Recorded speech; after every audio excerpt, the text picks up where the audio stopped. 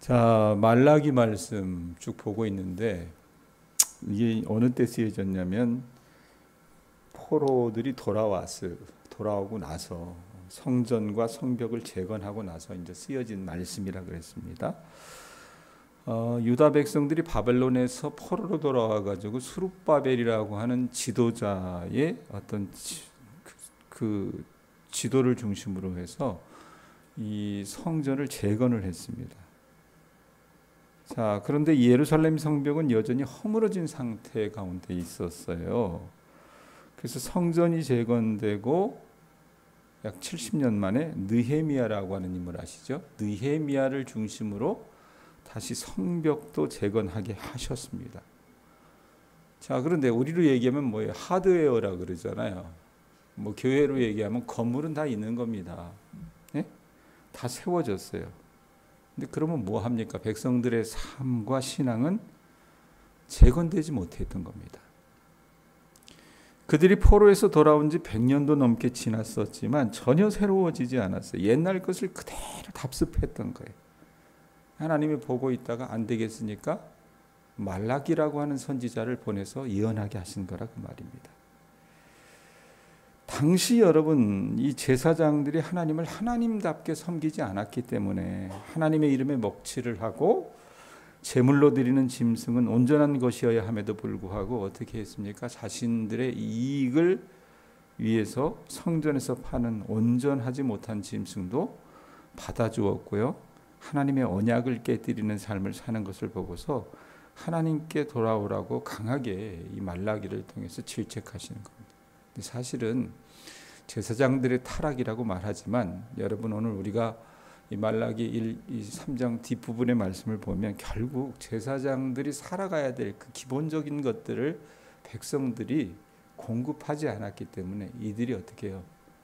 설 자리가 없으니까 결국 물질의 마음에 가게끔 만들어버렸던 겁니다. 자, 백성들의 삶과 그 신앙도 다르지 않았다는 얘기예요. 크게 제사장들하고. 표본입니다, 그냥. 그래서 자기 형제에게 거짓을 행했고 이방신의 딸과 결혼하는 것도 서슴지 않았습니다.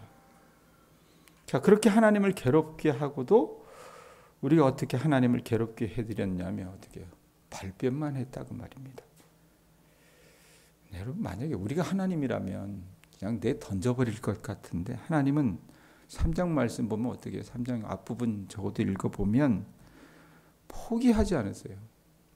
그 백성들이 한 사람이라도 돌아오기를 원하셔서 하나님의 사랑을 진하게 표현하십니다. 1절 보세요. 만군의 여호와가 이르노라 내가 내 뭐를 보낸대요?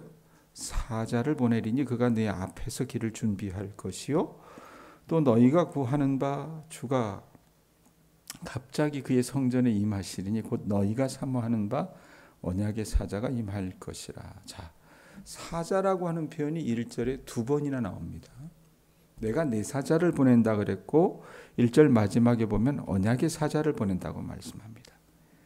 자, 앞에 내 사자는 그 히브리어 그대로 얘기하면 여러분 우리가 말라기 1장 말씀을 읽어 나갈 때 제가 말라기라고 하는 사람의 이름의 뜻을 소개했어요. 그게 뭡니까? 나의 사자라고 하는 뜻이라 그랬어요. 그러니까 내 사자는 뭐예요? 말라기를 보냈다는 얘기입니다. 근데 이게 단순히 구약 시대의 말라기만을 이야기하는 것은 아니에요. 왜냐하면 말씀 한번 보세요. 다시 만군의 여호와가 이르노라 내가 내 사자를 보내리니 지금 있는 사자는 아닌 것 같아요. 하나님이 말라기와 같은 하나님께서 쓰시는 사자를 보내는데 그가 할 일이 뭐예요? 그가 내 앞에서 길을 준비할 것이요. 이렇게 얘기를 해요. 예? 그 사자가 하는 일이 하나님 앞에서 길을 준비한대요.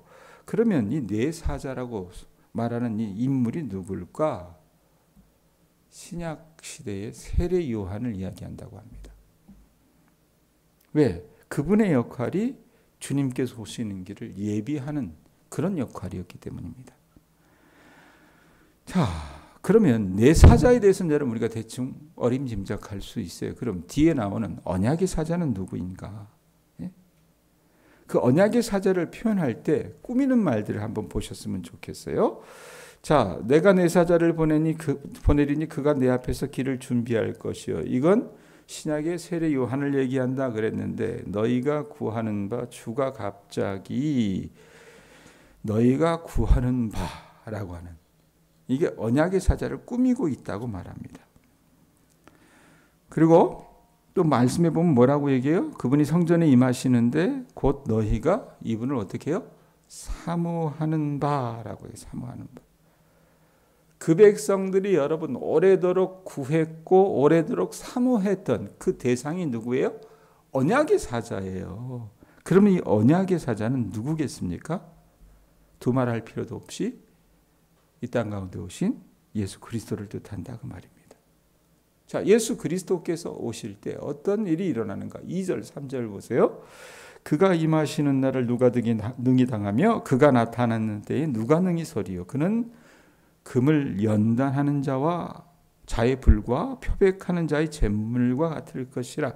그가 은을 연단하여 깨끗하게 하는 자 같이 앉아서 레위 자손을 깨끗하게 하되 금은같이 그들을 연단하리니 그들이 공의로운 제물을 나 여호와께 바칠 것이라 그랬어요.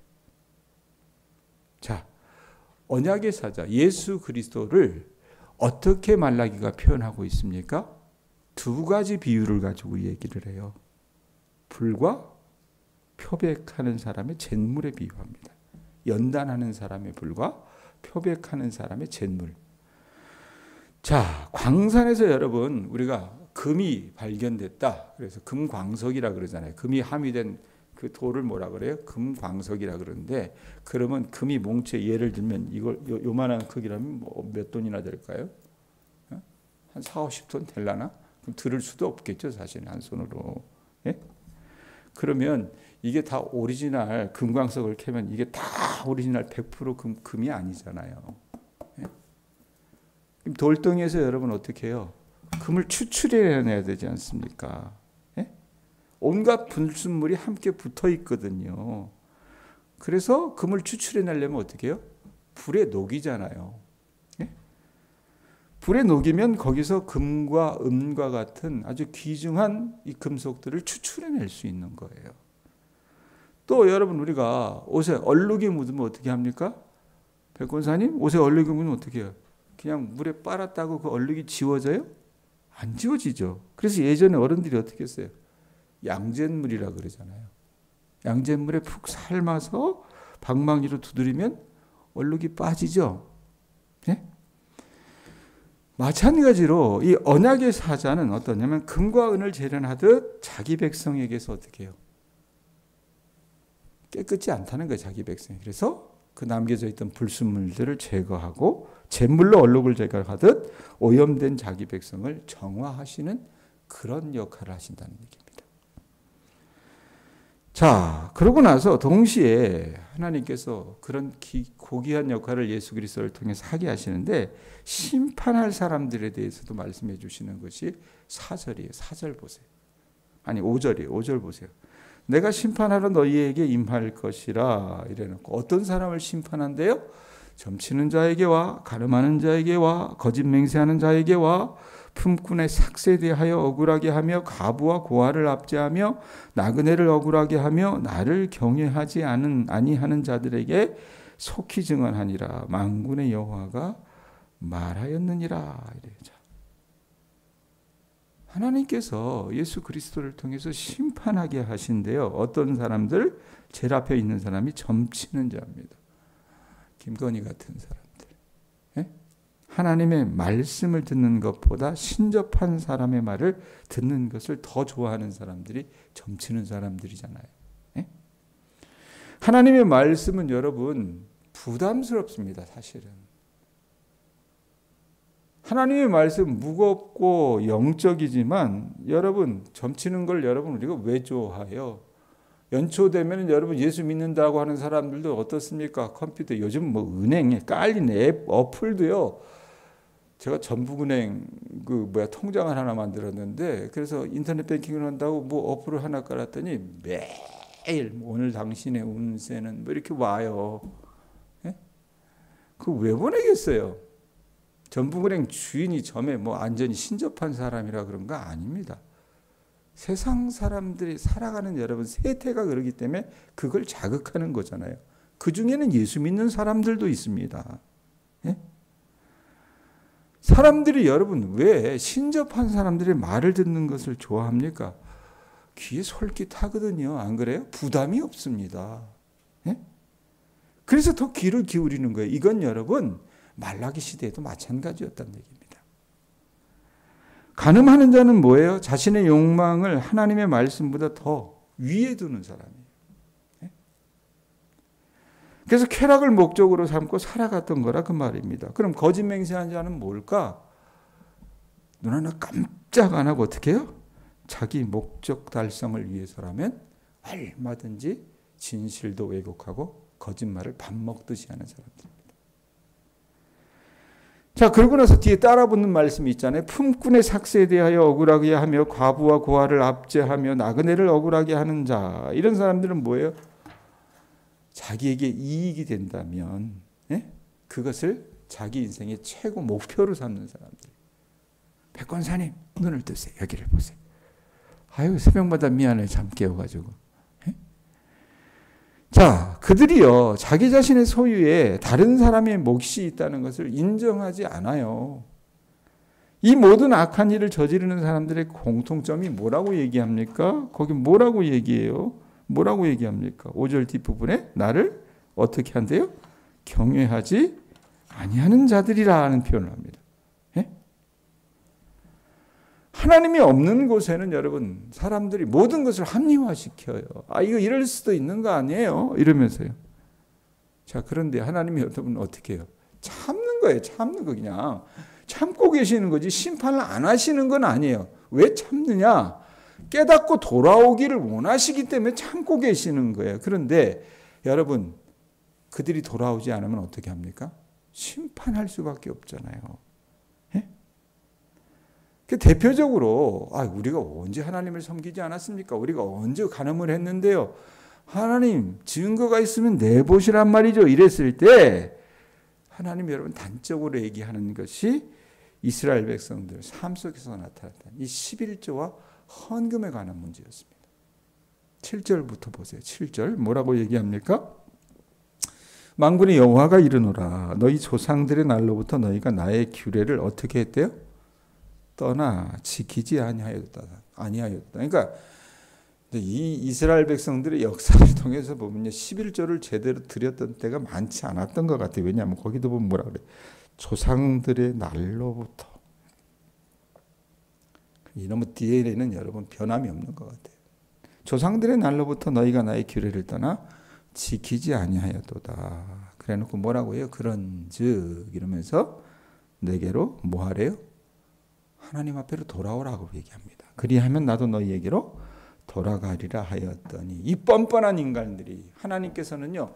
하나님 앞으로 돌아오라고 말씀을 해요. 그러면 여러분 어땠습니까? 우리가 찬송가 부르면서 인애하신 구세주여 하면서 죄인오라 하실 때 날 부르소서 하면서 주여 주여 하면서 탕자처럼 돌아가면 되잖아요. 그런데 뭐라고 얘기합니까? 반문하는 거예요. 되묻는 겁니다. 우리가 너희가 이르기를 우리가 어떻게 하여야 돌아가리까 하는도다. 이거 비아냥거리는 거예요. 하나님께서. 나는 너희에게 돌아오라고 얘기했다. 그럼 내가 너희에게 돌아갈 것이다. 그렇게 수도 없이 얘기했지만 너희가 하는 말이 뭐였느냐? 우리가 어떻게 돌아갑니까? 돌아오라고 하나님은 말씀하셨음에도 불구하고 유다 백성들은 하나님, 우리는 하나님을 떠난 적이 없어요. 떠난 적이 없는데 어떻게 우리가 돌아갑니까? 되묻고 있는 거라고 말입니다. 이 이스라엘 자손들이 포로가 되기 전에는 여러분 하나님께 드리는 예배를요 그친 적이 한 번도 없었으니까 우리로 얘기하면 어떻게 해요? 주일날 예배에 목숨을 걸고요 새벽 예배에 목숨을 거는 거예요. 드리긴 드렸다는 얘기예요. 그래서 그들은 하나님을 자기는 떠난 적이 없다고 생각을 한 거라 그 말입니다. 하지만 여러분 어때요? 하나님은 여러분 우리 어떤 모양만을 보세요? 아니라 그랬잖아요. 우리 동기와 내용을 살피신다 그랬잖아요. 이 이스라엘 자손들의 신앙과 삶이요, 하나님의 말씀을 떠난 삶을 살았잖아요. 그게 여러분 단적으로 나타나는 게 아까 우리가 5절에서 봤던 이런 여러 가지 삶의 모습에서 여러분 이들이 완전히 단적으로 드러났다 그 말입니다. 예? 그래서 이 유다 백성들이요, 그렇게 갈취했으면 하나님께 드려야 될 것들을 제대로 드려야 되는데 그것도 제대로 드리지 않았던 거예요. 아예 공통적인 모습이었다는 얘기입니다. 예? 요즘 시대 교인들 비슷하다라는 얘기입니다. 8절 9절 보세요. 아예 하나님이 뭐라고 얘기하십니까? 노골적으로 얘기합니다. 사람이 어찌 하나님의 것을 뭐하겠대요? 도둑질하겠느냐. 그러나 너희는 나의 것을 뭐하대요? 도둑질하고도 말하기를 우리가 어떻게 주의 것을 도둑질하였나이까 하는도다. 그럼 뭘 도둑질했느냐? 뭐라고 얘기하세요? 이는 곧 11조와 봉헌물이라. 11조와 봉헌물이라. 너희 온 나라가 나의 것을 도둑질하였으므로 너희가 저주를 받았느니라. 그냥 너희 온 나라가 머리끝부터 발끝까지 어떻게 해요? 하나님의 것 11조와 봉헌물을 도둑질했던 거예요. 그럼 그 도둑질했을 때 결과물이 뭔가? 저주를 하나님께서 내리신대요. 여러분, 이 유대 사회를 지탱했던 두 가지 기둥이 있었어요. 그게 뭡니까? 선지자와 제사장이었어요. 예? 이 선지자직이 하나님의 특별한 간섭이었다면 이들이 깨닫지 못하고 이들이 어긋난 길을 갈 때마다 엘리야나 엘리사, 호세아나 아모스 같은 선지자를 통해서 하나님께서 길을 막으셨잖아요. 그럼 선지자만 역할이 있었느냐? 제사장도 역할이 있었다는 얘기입니다. 제사장은 어떻게 해요? 일상적으로 하나님께서 강단에서 목회자들을 통해서 설교하게 하시면서 그들의 삶이 어떻게 경종을 울리고 간섭하게 하시는 게 제사장들의 역할이었습니다. 그리고 제사 제도를 통해서 하나님과 하나님의 백성이 어떻게 교제하고 교감했어요. 그 중간 매개체 역할을 하는 사람들이 뭡니까? 제사장이었다 그 말입니다. 그런데 어느 순간부터 이스라엘 백성들이 어떻게 했어요? 하나님께 드리는 11조와 그 봉헌물을 드리지 않았던 거예요. 그러니까 바알이라고 하는 것, 아세라라고 하는 것, 이 근동아시아의 신들이 여러분 대부분 뭡니까? 풍요, 물질과 관련된 신들이에요. 그 물질과 관련된 신들이 사람들의 마음에 여러분 가장 팽배하면 어떻게 해요? 하나님 위에 있게 된다 그 말이에요. 그러면 하나님께 마땅히 드려야 할 그 물질, 헌금이라 11조라든지 봉헌물이 아까운 거예요. 그러다 보면 여러분 어떻게 해요? 우리로 얘기하면 교회가 살림을 할 수 없는 겁니다. 예? 그러니까 모르겠어요. 지금 우리 교인들이 그런 사람은 없어요. 그런데 처음에 왔더니 목사가 막 모든 걸 다 빼내가는 것처럼 어떻게 저렇게 얘기할 수 있을까 싶을 정도로 그랬는데 제가 그렇게 나한테 얘기하는 분에게 한마디 했어요. 성경이 봐라. 사사기 시대에 여러분 제사장들을 사유하잖아요. 왜 사유했습니까? 마땅히 하나님 앞에 드려야 될 11조나 봉헌물을 그들이 가져다 바치지 못했기 때문에 제사장들이 먹고 살기 힘드니까 어떻게 떠돌아다녔어요. 그래서 미가 같이 돈 많은 사람들은 그 사람들 어떻게 해요? 자기 집에서 돈을 주고 자기 집 제사장으로 이렇게 쓰고 있다 그 말입니다. 이런 모습들이 이 구약 시대에 아주 질비하게 나타났던 거예요. 생활할 수 없게 만드니까. 왜냐하면 11조라고 하는 것이 여러분 용도가 뭐예요? 우리가 민수기 말씀 가지고 같이 나눴을 때도 신명기 가지고 말씀을 가지고 같이 나눴을 때도 11조의 여러분 용도가 뭡니까? 우선 그것의 첫 번째 쓰임은 하나님의 일을 하는 사람들이 생활을 할 수 있게끔 그렇게 공개하고 그 다음에 가난하고 헐벗고 굶주린 사람들을 돕는 것에 11조를 쓰게 했다고 말입니다. 근데 그걸 안 했어요. 그러니까 어떻게 해요? 먹고 살아야 되잖아요. 뿔뿔이 떠드는 겁니다. 그 결과로 제사장들이 어떻게 생각을 해보세요. 다른 거 생각한다면 가령 최 목사가 살아가야 되는데 우리 교회가 만약에 교인들이 마땅히 하나님 앞에 드려야 될 11조나 이런 봉헌물들을 제대로 드리지 않아서 아이고 내가 이대로는 사역을 못하겠다. 다른 일을 좀 찾아봐야 되겠다. 목회도 하지만. 그럼 그때부터 어떻게 되는 거예요? 목회적인 본질에 집중할 수 없는 상황이 되어버린 거라고 말입니다. 쉽게 말하면 그런 거예요. 예? 성경에서 여러분 찾을 수 있는 11조가 뭡니까? 아브라함이 제일 먼저 11조를 드리잖아요. 그가 318명의 자기 사병을 데리고 그돌라오멜과 함께 한 왕들의 연합군을 물리쳐요. 조카 롯을 구하기 위해서. 그래서 롯을 구하고 돌아오면서 그가 11조를 바쳤거든요. 그 11조의 의미가 뭡니까? 자기로 봤을 때는 이길 수 없는 싸움을 하나님께서 이기게 해주셨기 때문에 11조를 드렸던 거예요. 그래서 그 승리가 자기 능력으로 이루어지지 않았다는 것을 스스로 고백하면서 드린 게 11조였거든요. 그 다음에 또 누가 11조 드린다 그랬어요? 야곱이 그랬죠. 야곱이. 예? 밧단아람으로 도망가다가 하나님을 꿈에서 만나고 자신을 무사히 돌아오게 하시면 자기가 10분의 1을 주님 앞에 드린다 그랬습니다. 왜? 아무리 생각해도 자기의 힘으로는 무사히 돌아올 수 없다라고 생각을 했던 거예요. 여러분, 야곱이 얼마나 꾀가 많은 사람이에요. 계산 속이 밝은 사람입니까? 즉 하나님께서 자신을 책임져 주셔야 온전하게 돌아오는 것이 가능하겠다고 생각해서 자기가 서원한 것이 11조였다는 얘기입니다. 그래서 11조와 헌금을 드리는 것은요, 그것이 곧 뭐예요? 내가 살아가는 힘이 나로 말미암지 않고 하나님으로 말미암습니다라고 하는 고백이 되는 게 11조와 봉헌물의 의미라고 말입니다. 그래서 이렇게 유다 백성들이 11조와 헌물을 드리지 않았다 그랬잖아요. 그것은요, 자신들은 어떻게 해요? 하나님 도움 없어도 우리는 살 수 있어요. 이렇게 자인하는 거예요. 자신들의 능력으로 살겠다고 하는 그런 어떤 고집의 표현이라는 얘기입니다. 그런데 하나님께서 뭐라고 얘기하세요? 뭐라고 얘기하세요? 말씀해 보면 뭐라고 얘기하십니까? 하나님의 것을 도둑질했다라고 말씀하십니다. 10절에 보세요. 그러면서 뭐라고 얘기합니까? 10절에 같이 읽어봅니다. 시작.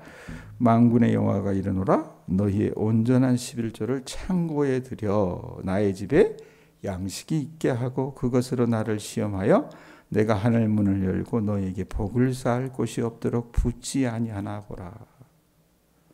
여러분, 하나님이 돈이 없어가지고요, 하나님의 자녀들이 있는 그 돈이 탐나가지고 하나님이 교인들의 어떤 그 가정 속에 있는 짐승과 곡식이 탐나셔서 11조를 가져다 바치라고 하신 것이 아니라는 거예요. 11조를 바치는 행위 그 자체가 어떻게 해요? 그 사람들에게 복이 되기 때문에 그러합니다. 우리 교회 교인들이 왜 복 못 받는지 아세요? 백권사님? 11조를 안 해요.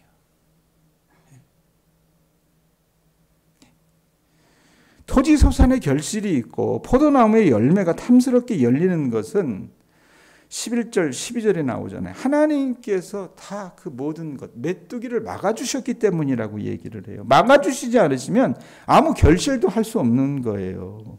여러분, 우리가 가지고 있는 것, 누리고 있는 것은 하나님께서 허락해 주셨기 때문에 여러분, 우리가 그것을 가지고 누리는 겁니다. 그것을 우리가 인정하지 않으면 어떻게 해요? 우리는 청지기의 사명을 감당할 수가 없는 겁니다. 여러분, 말라기가 구약의 마지막 책이라는 것은 우리는 압니다. 그리고 이 말라기 이후로 예수님 오시기 전까지 400년 동안 하나님은요, 하나님의 선지자를 보내지 않으셨습니다. 아예.